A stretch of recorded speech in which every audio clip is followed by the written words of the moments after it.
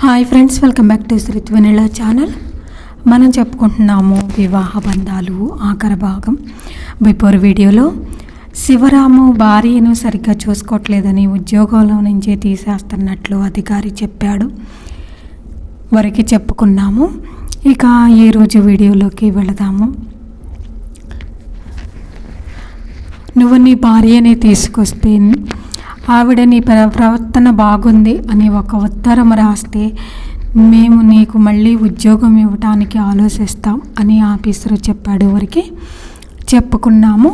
ఇక ఈరోజు వీడియోలోకి వెళదాము. శివరాం నీళ్లు నమిలాడు. సార్, కానీ ఆమె ఎక్కడుందో నాకు తెలియదు. పుట్టింటికి వెళ్ళి ఉంటుంది. ఆమె రావటానికి ఆలస్యం. ఆమె ఎవరో డాక్టర్ విజయ అన్న ఆమెతో వచ్చింది. ఆమె దగ్గరికి వెళ్ళి వాకప్ చెయ్యి అన్నాడు డాక్టర్. శివరాం నమస్కరించి అవమానంతో కృంగిపోయిన వాడిలా భారంగా అడుగులు వేస్తూ వచ్చాడు. ఆఫీస్లో ప్రతి వాళ్ళు తన్నే చూస్తున్నట్లు అనిపించి అందరి వంక చూడలేనట్టు తలదించుకున్నాడు. ఓ అంతకుడులా కొందరు చూస్తే సానుభూతి చూపెడుతున్నట్లు కొందరు చూశారు. చెవులు కొరుక్కున్నారు. శివరాం ఆ వాతావరణం భరించలేక ఎవరి వంక చూడకుండా ఎవరితో మాట్లాడకుండా గబగబా బయటపడ్డాడు. ఆలోచిస్తుంటే అతను ఒళ్ళు ఆవేశంతో దహించుకుపోసాగింది. ఈ శారద ఎంత పనిచేసింది, తను ఎలాంటి చిక్కుల్లో పడేసింది, దీనికి అంత ధైర్యం ఎలా వచ్చింది? ఆ డాక్టర్ గారిని నేర్పి పెట్టిందా? అతని ఒళ్ళు ఉడికిపోయింది. ఏదో చేయాలన్న కసిగా ఉంది, కానీ ఏం చేయగలడు?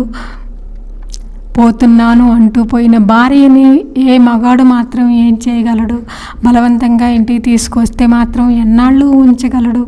అసలు ఉద్యోగానికే ఎసరు పెట్టి పోయింది.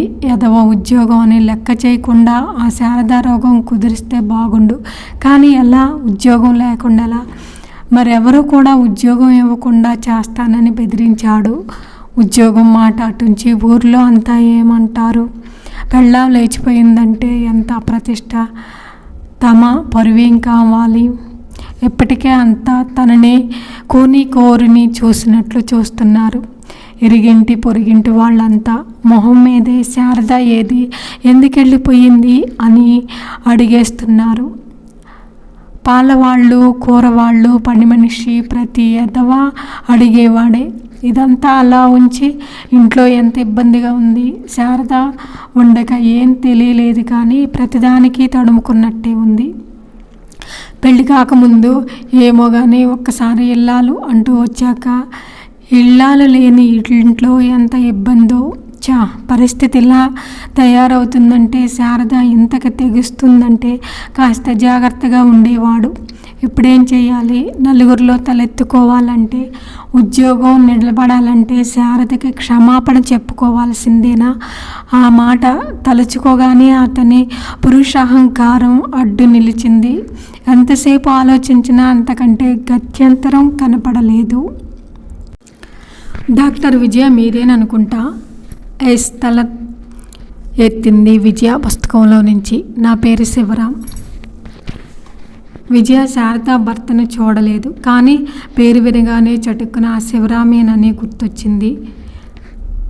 నిన్న ఆఫీసర్ ఫోన్ చేసి జరిగింది చెప్పాక శివరాం రాకని ఎదురు చూస్తూనే ఉంది. కానీ ఆ భావం పైకి కనపరచకుండా yes what can I do for you అంది. మామూలుగా కూర్చోండి అంది. శివరాం కుర్చీ జరుపుకొని కూర్చున్నాడు. మాటల కోసం తడుముకుంటూ నేను శారద భర్తని అన్నాడు నెమ్మదిగా. ఏ శారద? విజయ తెలియనట్టు అడిగింది. శివరాం మొహం సిగ్గుతో నల్లబడింది. శారద నా భార్య. మీరు ట్రీట్ చేశారు. ఆమె మీ దగ్గర ఉన్నదని విని అనలేక అన్నాడు. అవును శారద, నా దగ్గర ఉన్న మాట నిజమే, కానీ ఆమె మీతో తెగతింపులు చేసుకున్నాను అని, తనకి మీకు ఏ సంబంధం లేదని చెప్పిందే. ఆమెను ఇంకా మీ భార్య అనటం చిత్రంగా ఉంది. సూటిగా అతని వంక చూస్తూ అతని మనోభావాలు పరిశీలిస్తూ అంది విజయ. శివరాం మొహం మరింత ఎర్రబడింది. ఏదో ఆవేశంలో తొందరపాటులో ఏదో అన్నమాట నిజమే.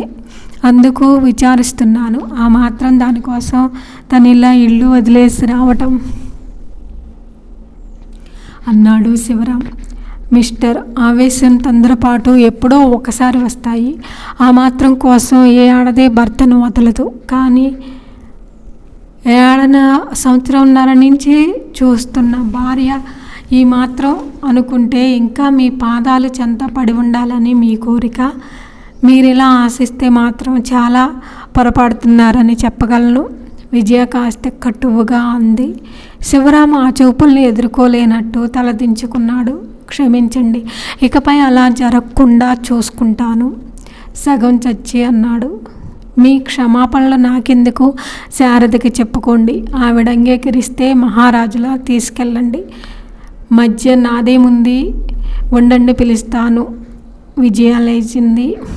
శివరాం గాబరాగా, ప్లీజ్ ఆమెకి మీరే చెప్పండి, ఇకపై అలా చేయనని నచ్చ చెప్పండి ఆరాటంగా అన్నాడు. విజయ వింతగా చూసి, అంటే భార్యలకు క్షమాపణలు చెప్పుకోవటం నామోషి అనుకుంటున్నారా అంది. కాదు కాదు, సరే పిలవండి అన్నాడు తడబడి. విజయ లోపలికి వెళ్ళింది. పద మీ ఆయన వచ్చారు. మన ఎత్తు పారింది. దారికి వచ్చాడు. శారదను చూసి నవ్వుతూ అంది విజయ. శివరాం రావటం మాటలు లోపల గదిలోంచి వింటూనే ఉంది శారద. వచ్చాడు కదా అని మరీ బెట్టు చేయకు. ఏడుపు మినపహాగా ఉన్నాడు. పాపం కాస్త చివాట్లు పెట్టి క్షమాపణలు చెప్పించుకొని ఈసారి క్షమించానని చెప్పే రహస్యంగా అంటూ వెంట పెట్టుకొని వచ్చింది శారదని విజయ. శారద గదిలోకి రాగానే శివరామ వంక చూడలేక సిగ్గుతో అవమానంతో తలదించుకున్నాడు. ఆఖరికి పిగుల్చుకొని శారద పద ఇంటికి వెడదామన్నాడు. శారద అతని వంక చూసి ఏ ఇంటికి అంది గంభీరంగా.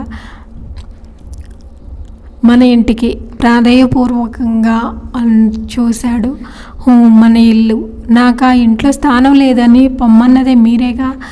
గడప దాటి ఎప్పుడైతే వచ్చానో అప్పుడే అది నా ఇల్లు కాదు. ప్లీజ్ శారద, జరిగిపోయిన దాన్ని గురించి దెప్పకు. జరిగిన దానికి క్షమాపణ చెబుతున్నాను. ఇక ముందు అలా జరగదు. అభిమానం చంపుకొని అన్నాడు. ఇక ముందు అలా జరగదని హామీ ఏమిటి నాకు? నన్ను మీ మనిషిగా గౌరవంగా చూస్తానని వ్రాసి ఇస్తారా అంది శారద. ఆయన తన ప్రవర్తనకి హామీ ఇస్తున్నారుగా, ఆయనకు ఒక అవకాశం ఇచ్చి చూడు.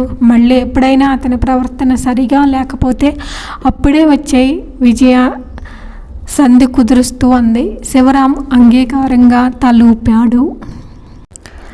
చూడండి మిస్టర్ శివరాం, వివాహ బంధానికి భార్య అన్న పదానికి మీకు అర్థం తెలిసిన ఓ స్త్రీ ఎక్కడ పుట్టి తన వాళ్ళందరినీ వదులుకొని సూత్రబంధంతో తనదంతా మీకే అర్పణ చేసుకొని మీ భార్యగా మీ ఇంటికి ఇల్లాలుగా మీకు సేవలు చేస్తూ మీకు పిల్లల్ని కని మీ వంశాలను వృద్ధి చేసే సహచారిణి ఆ స్త్రీకి మీరిచ్చే గౌరవం ఇదా? ఆమె పడే కష్టానికి, ఆమె చేసే సేవలకి ఆమెను మీ నుంచి కోరేదేమిటి? ఆమె ఏ ప్రతిఫలం ఆశిస్తుంది? రవ్వంత ప్రేమ, అనురాగం. ఆ రెండు మీరు ఇచ్చినాడు. ఆమె అంతటా ఆమె మీకు బానిస అవుతుంది. ఆ స్త్రీ కోరేది అంతే. ఆ రెండు కరువైనప్పుడు ఆమెకి ఏ సంపదలు తృప్తినివ్వవు. స్త్రీకి భర్త లేని స్త్రీ జీవితం ఎంత దుర్భరమో, భార్య లేని పురుషుని జీవితమో అంతే అన్న సంగతి ఈ కొద్ది రోజుల్లోనే మీరు గ్రహించి ఉండాలి. ఇద్దరు కలయికే సంసారం. ఆ సంసారంలో ఏ ఒక్కరు లేకపోయినా పరిపూర్ణత లోపిస్తుంది. మంచో చెడో భర్తని భార్య తప్ప ఎవ్వరూ కష్టంలో సుఖంలో ఆదుకోరు. ఒక వయసు వచ్చాక ఎవరి బతుకు వాళ్ళదయ్యాక ఆఖరికి కన్న తల్లి కూడా పట్టించుకోదు మీ సంగతి. కన్న పిల్లలు చెయ్యరు. ఎన్నుకున్న భర్తకి భార్య, భార్యకి భర్త తోడై నిలుస్తారు అన్న సత్యం మీకు అర్థమయ్యే ఉంటుంది. ఇల్లాలు లేని ఇల్లు శ్మశానంతో సమానం. ఇంటి ఇల్లాలని ఏడిపించి హింసించిన ఏ మగోడి జీవితంలో సుఖపడలేదు. ఆడది కన్నీరు కార్చిన ఏ ఇల్లు బాగుపడదు. భర్త ఎన్ని హింసలు పెట్టినా సహించి అతని పాదాల తోడితే లోకం అని నమ్మి పడి ఉండే అజ్ఞానురాలు, అశక్తురాలు కాదు ఈనాటి స్త్రీ. తనకో వ్యక్తిత్వం, ఆత్మగౌరవం ఉండాలనుకునే స్థాయికి ఎదిగింది. స్త్రీల్ని ఇంత అణిచి ఉంచాలనే మీలాంటి పురుషులు అహంకారానికి తల ఒగ్గని తెలివి నేర్చుకుంది. భార్యాభర్తలైన గౌరవం ఇచ్చి పుచ్చుకోవాలని ఆశిస్తుంది. అది లేని నాడు ఏ కాపురం నిలబడదు. భర్త వదిలితే స్త్రీకి ఎంత అవమానమో, భార్య వదిలితే పురుషునికి అంతకు మించిన అవమానం అన్న సంగతి మీరు ఈ పాటికి గుర్తించి ఉండాలి. భార్యాభర్తలన్నాకే చిన్న చిన్న కీచులాట్లు తప్పవు, కానీ అవి ఆమె వ్యక్తిత్వాన్ని, ఆత్మగౌరవాన్ని దెబ్బతీసేవిగా ఉంటే ఏ స్త్రీ సహించదు.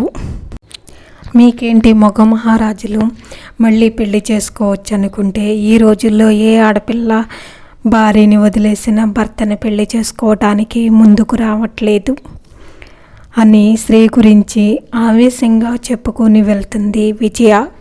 శ్రీధర్ గుమ్మం దగ్గర నిలబడి ఇంటూ చప్పట్లు కొట్టాడు. శివరాం బుద్ధిమంతుల్లా తల వంచుకొని ఉన్నాడు. పురుషుడి కంటే స్త్రీ తక్కువేమీ కాదని ఈ పాఠం రోజు ఒల్లి వేసుకో, అప్పుడు మీ జీవితం 3 పువ్వులు 6 కాయలుగా ఉంటుంది అన్నాడు Sridhar.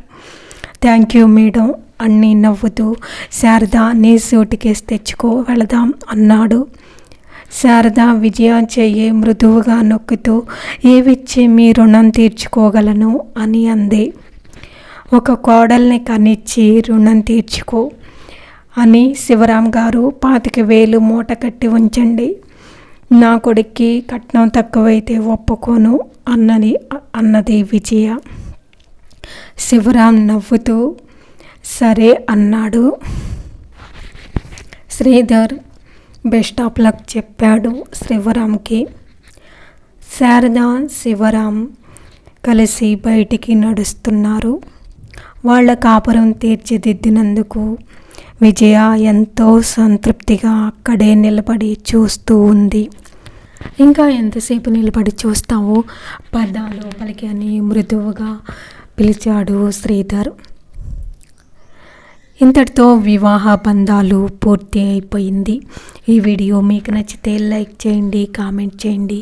Please subscribe my channel. Thank you for watching.